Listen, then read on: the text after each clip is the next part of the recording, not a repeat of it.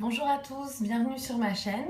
Aujourd'hui, je vais préparer avec vous un plat typiquement marocain qui est super simple à réaliser. C'est à base donc d'œufs, d'oignons, de viande hachée. C'est un plat que vous pourrez très bien faire dans vos tagines. Voilà. Donc, je vous dis ce dont on a besoin. J'ai râpé là un oignon, de l'huile d'olive.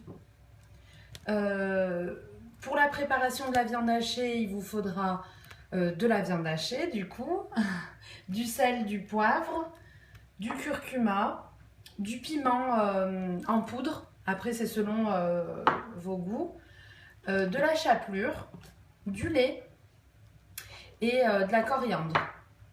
Il faut aussi des œufs, moi j'en mets 4, en fait je compte 2 œufs par personne. Voilà, et des tomates pelées, enfin des tomates fraîches que vous épluchez vous-même. Donc, on va commencer par préparer l'oignon et les tomates. Comme ça, on les met sur le feu et après, on s'occupera de la viande hachée. Alors, vous prenez votre tomate, vous la coupez en dés. Donc, comme ceci, dans un sens, puis dans l'autre. Vous faites ça avec toutes les tomates.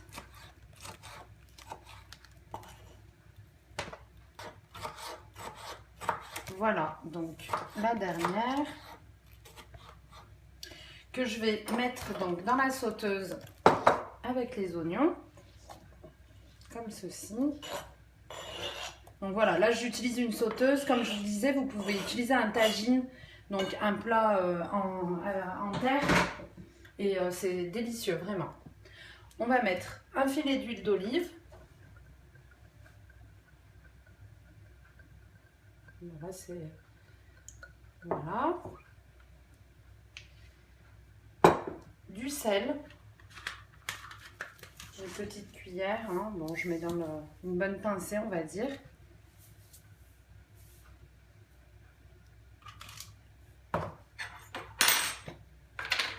Du cumin. Peut-être que je ne l'ai pas dit en début de vidéo, donc voilà, une cuillère comme ça. Moi, en fait, les épices, j'en mets là une première fois et après, vous verrez tout au long, j'en remettrai. Du curcuma, une bonne cuillère. Voilà, c'est la base de tous les plats marocains, le curcuma. Et du piment, alors là, c'est à vous de doser selon comment vous aimez que ce soit épicé. Hein. Voilà, faites attention. Voilà, je vais mettre ça sur le feu, le faire revenir, couvrir et puis on passe maintenant à la préparation de la viande hachée. Donc cette préparation de viande hachée, vraiment vous pourrez la faire même pour tout ce qui est courgettes farcies, tomates farcies, c'est délicieux.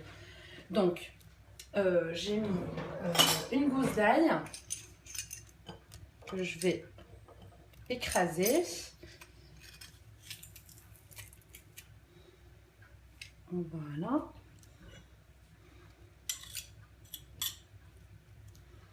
L'ail, vous pouvez le mettre soit là dans la viande hachée, soit dans la préparation tomate oignon, comme vous préférez. Une bonne cuillère de chapelure. En fait, ça permet que la viande hachée soit pas sèche. Vraiment, vous allez voir, c'est un régal. Même pour mes lasagnes, des fois, je la prépare comme ça. Donc, c'est vous dire. Et un petit peu de lait. Alors, quand je dis un petit peu, je vais essayer de doser pour vous donner avec un peu de précision. On va dire 2 cuillères à soupe. Voilà, 2 bonnes cuillères à soupe. Bon, c'est de la cuisine marocaine, donc on a les mains propres. On y va avec les mains.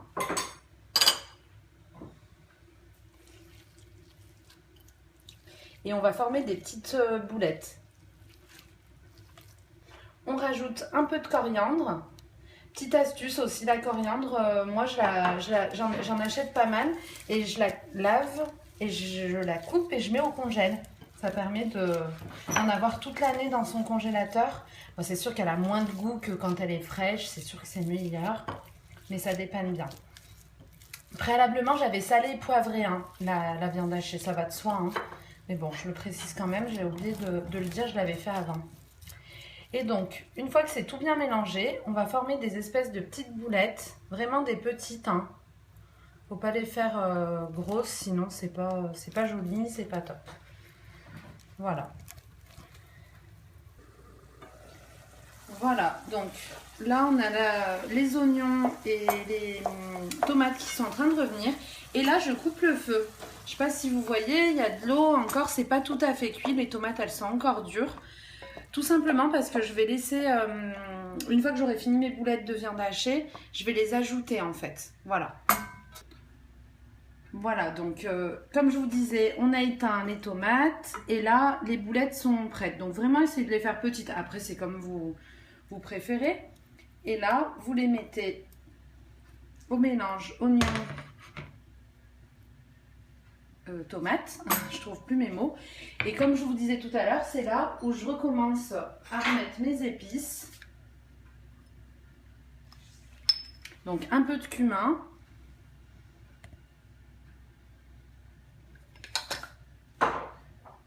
Encore un peu de curcuma. En plus, c'est très bon pour la santé.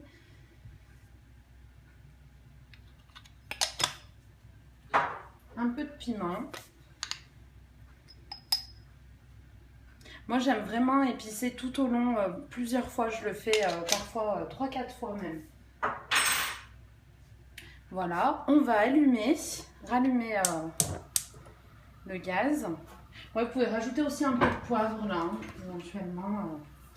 J'en avais mis au départ un petit peu. Voilà. On rallume feu doux, on couvre. On attend que la viande hachée cuit et on ajoutera les œufs à la fin. Pour ce qui est des œufs, c'est la dernière étape. Une fois que la viande hachée sera cuite, moi, comme je vous disais, je compte 2 œufs par personne. Voilà, je trouve que c'est bien. Et moi, je les ouvre un tout petit peu, vraiment à peine. Je les mélange à peine. Comme pour faire une omelette, quoi. Qu'on voie bien encore le blanc. Voilà, juste comme ça, avec la fourchette. Voilà, tout simplement. Je vais saler.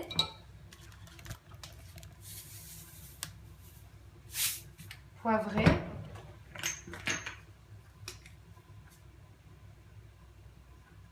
Bon, il y en a qui les mettent complètement entièrement dans le tagine. Vous pouvez casser les œufs au dernier moment dessus. Voilà, tout simplement. On réserve le temps que la viande hachée cuit. J'ai réservé aussi un peu de coriandre que je mettrai à la dernière minute en posant dans mon plat. Voilà. Voilà, donc là, la viande hachée est cuite, les oignons, tomates, tout est cuit. Donc on va pouvoir mettre les œufs qu'on a préparés. Voilà, comme ceci. Voilà. Et là, mélanger. On peut augmenter un peu le feu, hein. Là, il y en a pour quelques minutes, hein, vraiment 2 ou 3 minutes. Voilà, donc c'est vraiment un plat rapide à faire, que vous pouvez faire dans le tagine. Mais dans le tagine, vraiment, il vaut mieux casser les œufs directement dessus et les laisser entiers. Là, c'est vraiment un plat de tous les jours, rapide à faire. Voilà, donc là, comme vous pouvez le constater, ça commence à sécher. Il y avait beaucoup d'eau et là, ça commence à sécher. Donc après, c'est vous, selon vos goûts. Moi, j'aime pas quand les œufs sont trop cuits, trop secs. Donc moi, la cuisson, elle va s'arrêter là.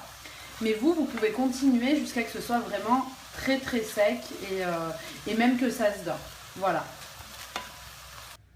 Voilà, donc moi, j'ai présenté ça dans une assiette typiquement marocaine. Comme je vous disais, on a réservé un peu de coriandre qu'on met à la dernière minute pour que ce soit bien parfumé. Et vous pouvez accompagner votre tagine revisité avec du pain et même du thé à la menthe. Normalement, hein, au Maroc, on le mange avec du thé à la menthe. Voilà. Et ben, bon appétit et à bientôt sur ma chaîne.